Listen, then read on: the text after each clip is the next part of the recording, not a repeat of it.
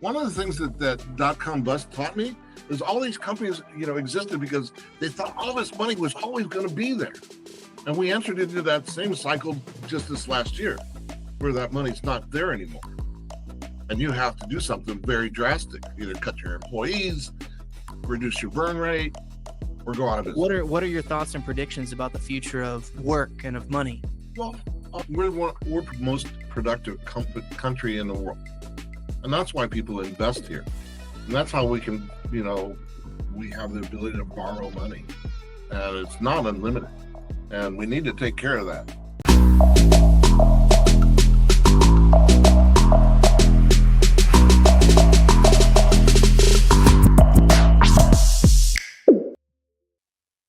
Hi, I'm Gary Goldstein, and I'm the CEO of Incyntive. And what is Incyntive? Well, Incyntive is a solution for the human resource environment so that they can automate processes and documents around the management of their employees from the pre-hire process, onboarding process. A company out of Southern California hired us to expand our capabilities to post-onboarding through termination. Other companies come to us for benefits administration, and we're geared specifically for service providers, almost anybody providing services to mid-market companies, enterprise companies, and associations come to us. And we're co-branded, so we brand it to them, white labeled, so we co-brand it to them and to their clients, so everybody accesses the system in a way that looks familiar. So we're in this, humongous marketplace that's very needy. It's finally, looking to automate itself. Our competitors, one called Rippling, has raised over $1 billion. Gusto's raised $750 million. And then there's the publicly traded companies like ADP, Paychex, Paycor, Paycom, et cetera, who are, so all of those would be, I would call vertical stack solutions. Force a change of payroll and then have everybody use the rest of their stack of solutions. But guess what? They don't do everything great. So where Incyntive fits in is we have 4 product lines, 2 of which I just mentioned, and we can come at the world as a consultant might and say, okay, Mr. Employer Group, Mr. Enterprise Company, Miss Association, Mr. Service Provider, where do you have pain? And then we can use our different combinations of our product lines to solve those pains. So this group out of Southern California with 1,500 employees, 33 different locations, 180 sister companies across the United States. You mentioned them in a few minutes ago, a sister company. And so they were using ADP Workforce Now, which is their mid-market product. And so we now have bi-directional APIs. So if a data field's changed in ADP, it's changed automatically in Incyntive. If a request is made by a manager, by a supervisor, by HR, the HR team puts a checklist or a series of tasks and processes through to get acknowledgement for those changes. Maybe it might be a pay change, it might be a job change, a location change, all the different changes. Next year, what are we going to do in the next 90 days? To the question, we're going to be working with them to create one of the unique leave of absence solutions in the marketplace. That here in California, you can have 3, 4, 5 federal and state leave of absence that are running currently. It's a nightmare. Nobody else can do that. The big nations can't do that. The pay ADP, they don't have a solution for that. So that'll be built into our system. And so once the workflow happens and people sign on, acknowledge that this change is going to happen, then the document is pre-populated and 3 people will sign off in sequence. And then once the final person signs off, then the data flows back to ADP. And so what's cool is that if it's a job change, that changes workers' comp codes, that changes the job code. And then because of the workflow of the APIs, all that data flows back to Incyntive and changes in the data in Incyntive. So this functionality can be reused by the 200,000 other ADP Workforce Now users that have the same gap. And oh, by the way, it turns out Paycor has similar gaps. Interesting. So yeah, you guys found a good niche. Well, yeah. Our largest benefits administration solution is for an association. It's a benefit broker that's now owned by Aon. And they have 43,000 members on our system. And they're just finishing their 7th open enrollment with us. Wow. Incredible. Well, we have really great clients. Yeah, let's gears for a second and talk about the behind the curtain, right? Okay. The piloting Gary Goldstein right now. Yeah. Well, the reason we're here today and the man behind the curtain is really our dedicated team in North Macedonia. And that's the reason we're doing our best work ever. Shout out to them, the technical team, right? Making Yep. it happen. Got to Yep. have good fulfillment. They also handle the front handling our clients too.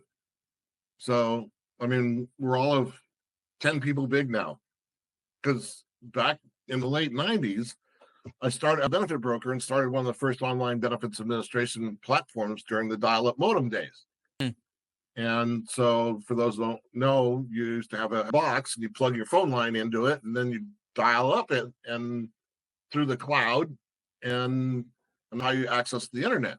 And so, I was tired of pushing paper around as a benefit broker, benefit summaries, applications, change forms, waiver forms out to the employer groups, do the summary of open enrollment, what is open enrollment, what is individual enrollment, what is, have them fill out the paperwork, pick up the paperwork, oh, it's wrong, back to the employer, back to the employee, to the insurance carrier, back. That was not what I was getting paid for.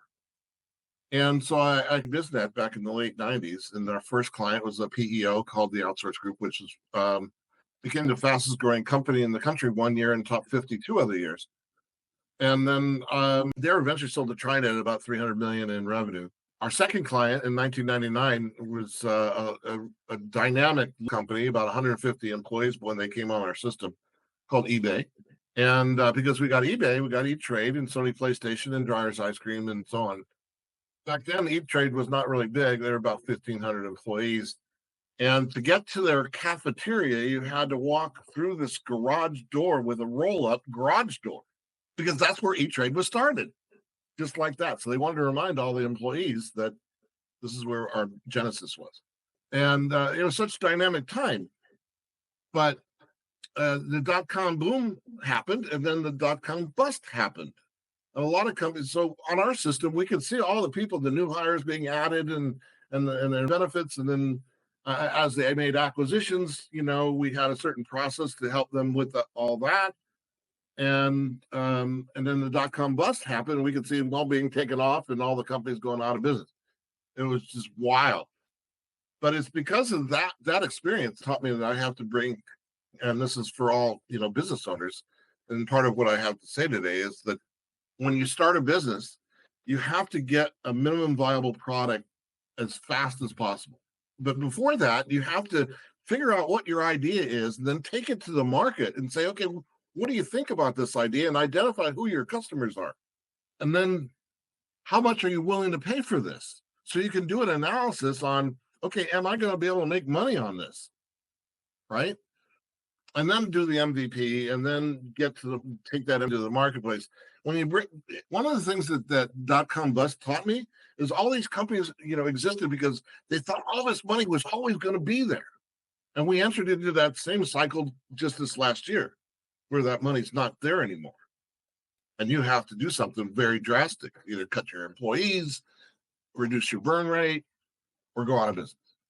And then you have to do an analysis whether it's staying in business. Can you out the crystal ball for a second? Yeah. And with the context of AI and one of the most significant things that I am seeing in the as a result of the internet is it kind of started with the Vietnam War. This sounds very anti-American. I hope I don't get canceled for this, but if you ask and you keep drilling an economics professor or an economist in general on what backs the dollar, right? Since 1972, what is it that makes the dollar have value? If you keep pressing and you keep pressing, you eventually get to the big stick. We got a big ass military that will whoop the shit out of anybody that messes with us, right? Like that's what backs the dollar. Use our dollar. You know what I mean? Oh, Iraq, you're not going to use our dollar. Like, oh, we happen to find some stuff that we don't like over there. So we're going to invade and start this whole war. Well, we can't really flex that as much as we used to, it seems. Like you can't just come in and crush a country into the dust. Like you got to take care of them. So that big military supremacy doesn't necessarily like have as much weight as I think it used to. now that people can see and almost joke about war, there's something else that's uplifting the economy. And I feel like that the very of that reality, from at least my perspective, makes it so that we are going to experience a massive change in the way that money and economics in society, and how people work together and how things move around. And so for you, as someone who's kind of seen a couple of turns of this wheel, Yep. what are your thoughts and predictions about the future of work and of money? Well, we're the most productive country in the world, and that's why people invest here, and that's how we can, we have the ability to borrow money, and it's not unlimited, and we need to take care of that. But this whole thing with the Doge and the Trump administration, and he's threatening countries that are thinking about going away from the dollar, and they're not small countries. So there's this new alliance that's forming that's anti-American, wants to go away from the dollar. So there's a lot of dynamics that are going to happen over the next 4 years that are interesting, because Trump's already warning those countries that they need to do business with us, or we're not going to do business with them. So what do you think is going to happen? What are you? I'm not sure. I really much gonna keep my head down and focusing on growing Incyntive, being with my wife as long as she can live. I hate it when she starts talking about, how she does things around the house in case she's not there. It's that serious now. So, it's been since January 21, 22, she was first diagnosed. She was looking 7 months pregnant, and I'm like, you got to see the doctor. And they kept missing it. It's ovarian cancer. How can you miss that? So her two best friends are retired nurses. And one of them came over, of course, at 22, it was COVID, and they were out back commiserating at a distance. And so she said, you've got to go into the emergency room. So that was a Thursday. So I took her into the emergency room. I couldn't go in with her because of COVID. And I'm sitting there on the couch at home here, thinking to myself, oh my God, this is just terrible. Right? I mean, she's 70 back then, so 71, now 74. Or 72, I guess. She's almost, her birthday's in February. So I'm just thinking, this is terrible news coming. She calls me up at 11 o'clock night, come get me. I'm like, no, really? They didn't find anything. So the same nurse friend comes over on Saturday, and they're talking about going in, for an exam somewhere, and my wife is so thrifty, right? She's just like, that's one of the reasons I married her. The top 10 reasons, right? Is she can go to a mall to know where all the great deals are, but have not bought a thing.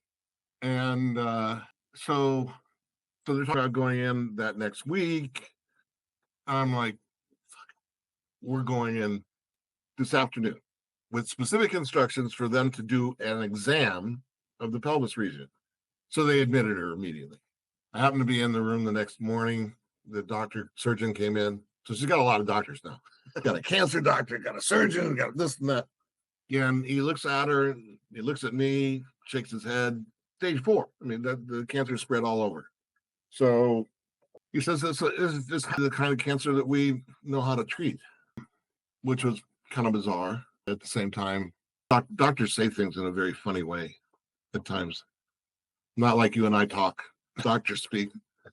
So 3 chemo sessions, major surgery, 3 more chemo sessions. She loses her hair. I could show you a picture of what she looks like with a wig. We went to one of my sisters.